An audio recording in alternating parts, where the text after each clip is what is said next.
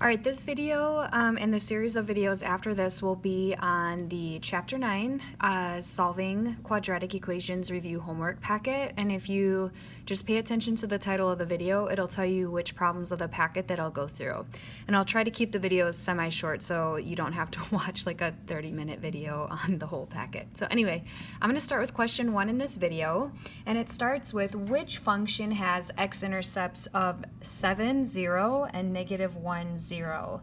And as I'm looking at them telling me in the given information that if the x-intercept is given as 7, then that means my x equals 7. And that also means that my x is equal to negative 1. But if I look at my choices and they give me my factors, I need to kind of work backwards, because when you have your factors, if you were to set each of these factors equal to 0, would you get 7 and would you get negative 1?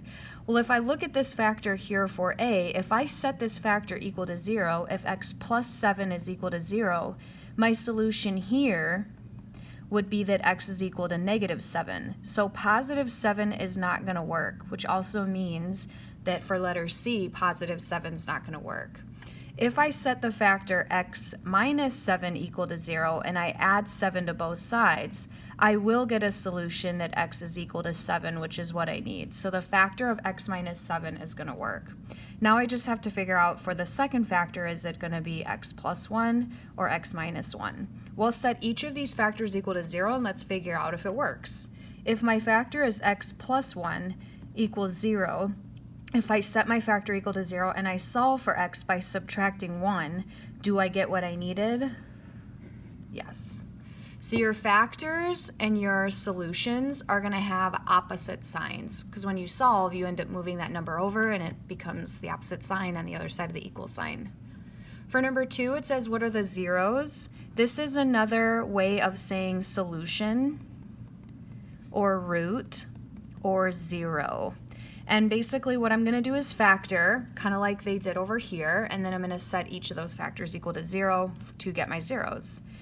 So as I'm looking at this, I have 1x squared plus x minus 20. I want to find two numbers that multiply to make negative 20 and add to make 1.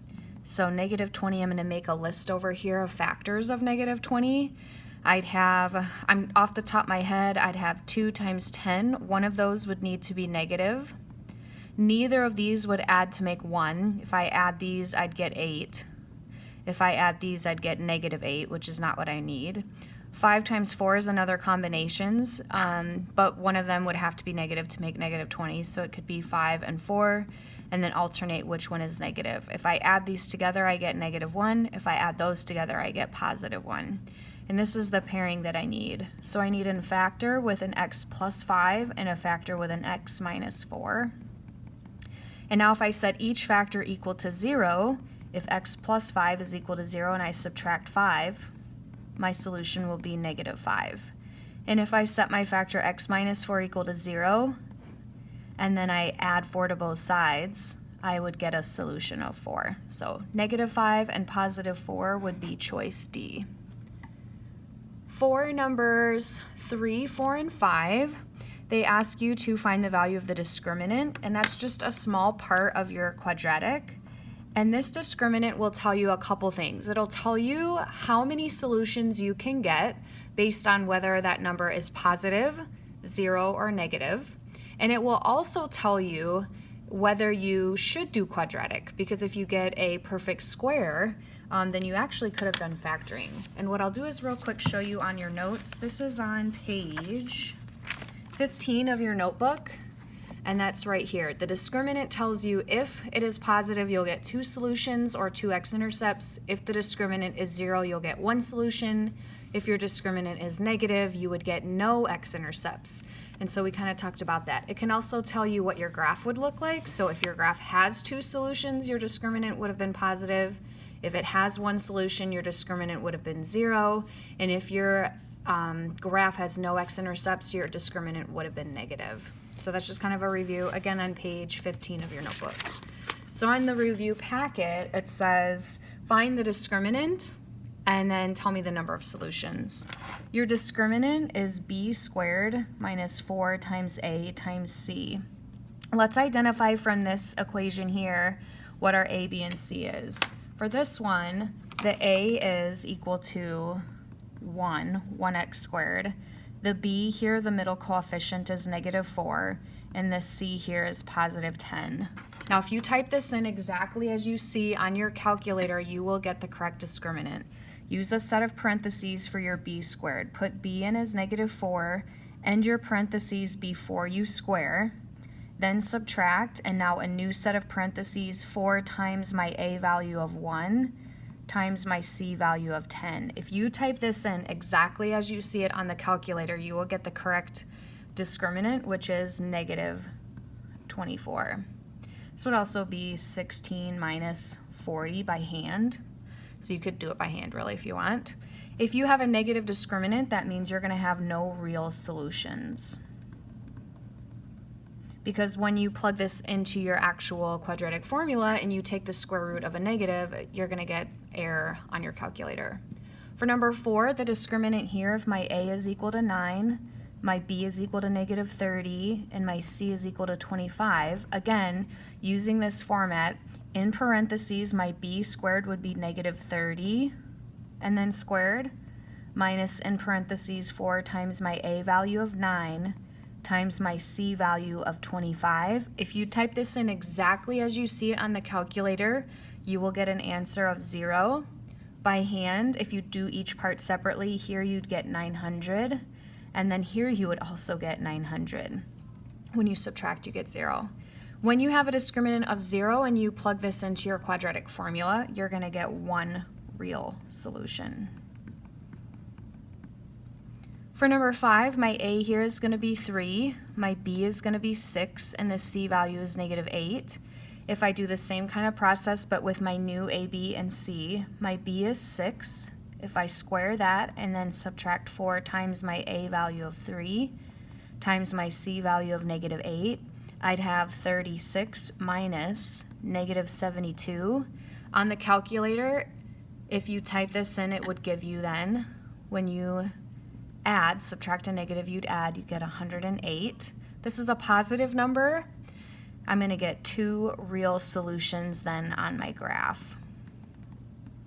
This is not a perfect square, so factoring this would be like impossible.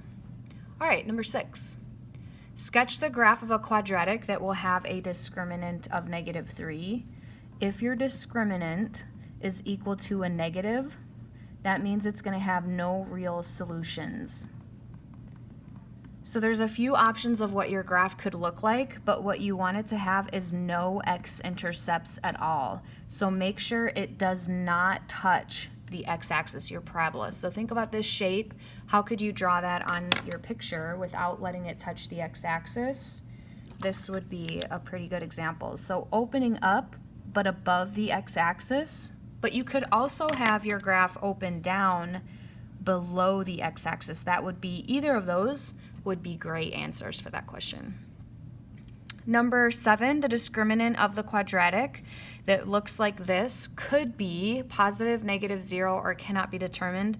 Well, it can. If you remember back on your note sheet, if your x-intercept is 1, you have one x-intercept on your graph, then we talked about having one real solution, which means your discriminant would have been 0.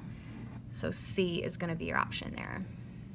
For number 8, the discriminant is what?